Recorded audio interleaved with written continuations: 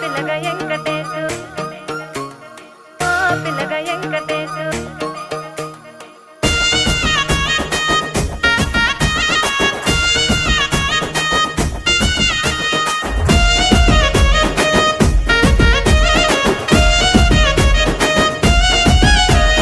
సితిరాల మనసు నాది చిన్నగా పోతుంటావో చూడక పోతుంటావో ఇంట్లో చిన్నదాన్ని నేను సితిరాల